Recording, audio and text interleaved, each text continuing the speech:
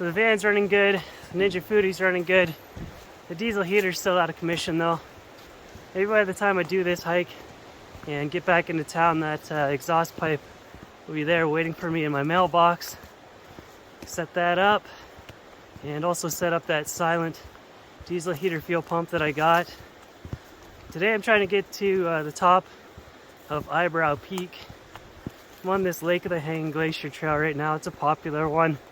Leads up to a glacial lake over there. I've seen it from the other angle up on Jumbo Mountain. So I'm just gonna follow this trail for like 3 kilometers, then start bushwhacking my way up. Maybe it would have been better to stay down by the river. The way you don't take is usually the better way. That's for sure.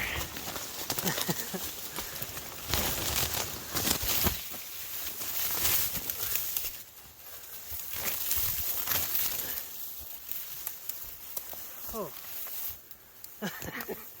Glad that's over with. Okay, what's next?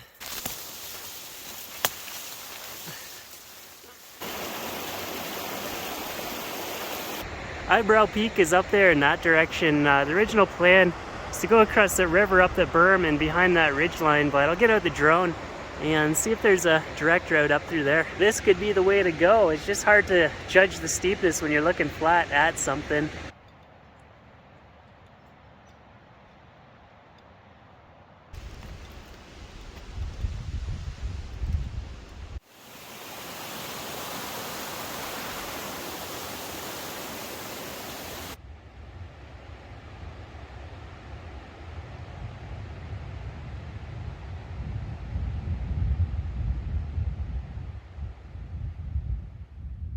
I don't know about this one, you guys. I still got to go up, then down across the glacier, and then it begins. I've already climbed 1,600 meters today, but it feels like I'm just starting out.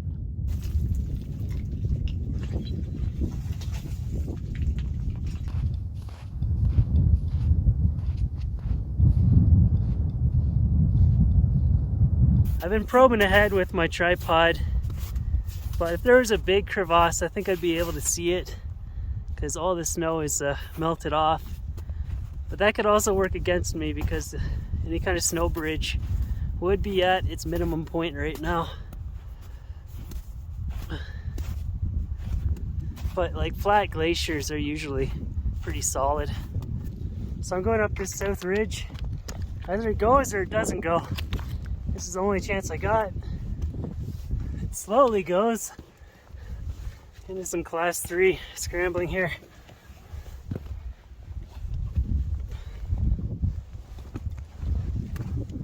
I'm not having much luck finding a way up through this. I'm on the southeast face right now and I'm just like almost over to that couloir, so I'm just gonna keep working my way over there and see if there's a way back down to the glacier. I'm just so close. I can't give up now. There's gotta be a way. Please let this be it.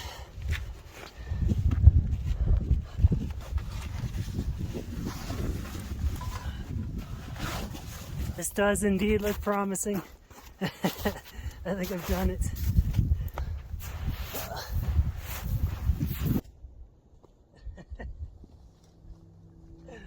All right. This is one of the most scenic mountain summits I've ever stood on. 360-degree views of glaciers. It took me 10 hours to get up here, but I took such an indirect way. I think I can shave off at least like 5 hours on the way back.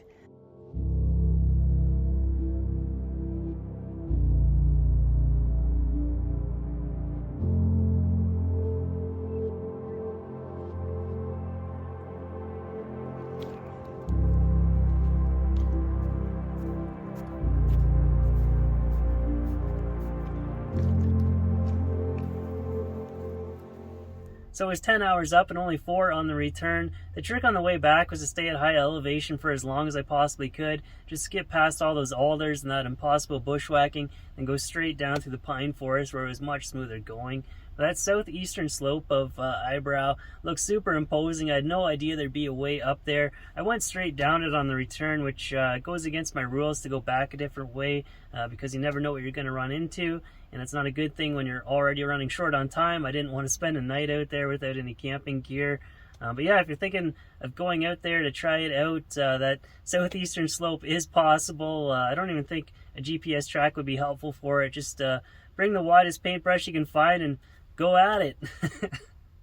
But it's time to get the diesel heater set up. I got all my ingredients here, the silent diesel heater fuel pump that I got, a new exhaust pipe, and some fuel line, because I want to leave the original stuff intact as much as I possibly can in case I ever need to switch back to it. So I've been chatting with James about the best way to install this thing. 1, it should be close to the burner. 2, it should be in a spot that stays kind of warm. And 3, the burner should be the highest point in the system, even higher than the fuel tank. And I can't do any of those things without doing some major renovations, so I'm just going to install it the wrong way as an experiment, and if it works, it works. But before I get started on that, I need to install the exhaust pipe on this thing.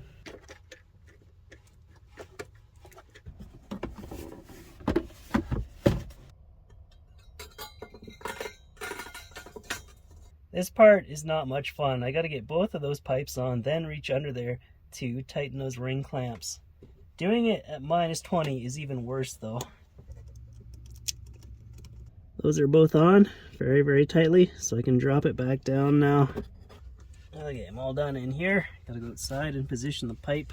I just put the exhaust pipe in the same place as before. I don't know where else I can put it unless I cut a hole in the body and it came right out the side. That'd be perfect. I just started it up to make sure it still works. It was struggling there. I think the air intake filter is too clogged with dirt, so I'll just clean this up, put it back on. Alright, let's hook this thing up. So it's going to need its own power source and also those signal wires that come off the burner. This is the second version of the pump that he sent me, so I've already run power wires over here, and I've got these male-female connectors I'm going to set up so that if I got to switch back to the old pump, I can do it quickly.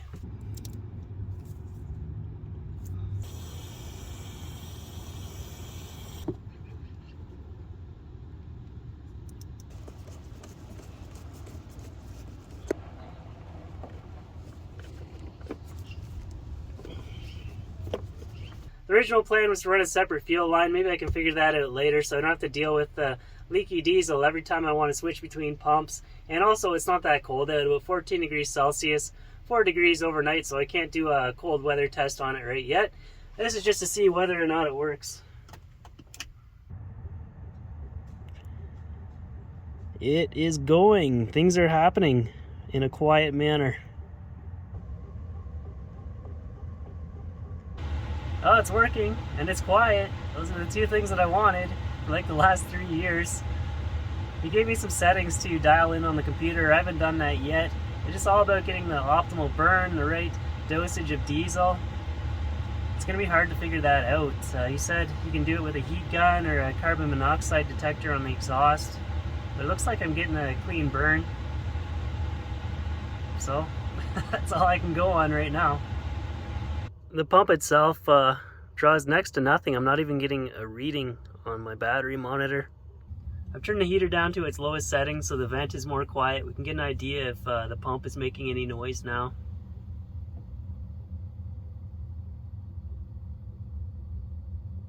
If you really listen, you can hear something. You really have to listen though. It's it's pretty quiet.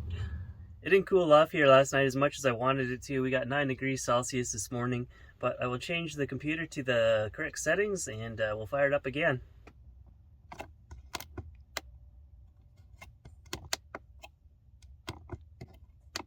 So this is just the password that you have to put in to get into the settings menu.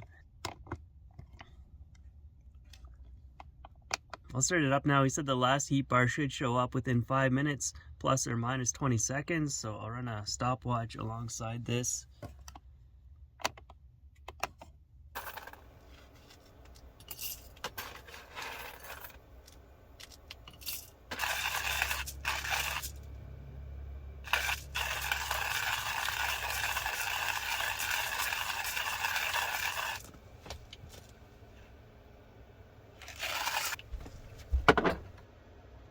Throwing up some white smoke.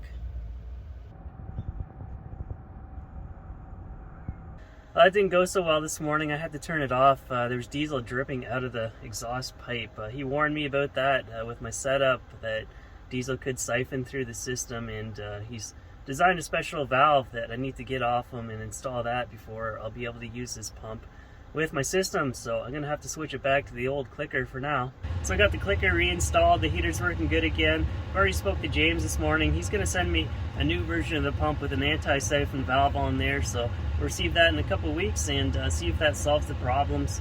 But yeah, I just rolled over 2 years now that I've been a full-time YouTuber, so I appreciate that you guys are still watching these videos and sticking around. So thanks for watching, and thank you to Patreon supporters, and hopefully we can keep rolling for another year.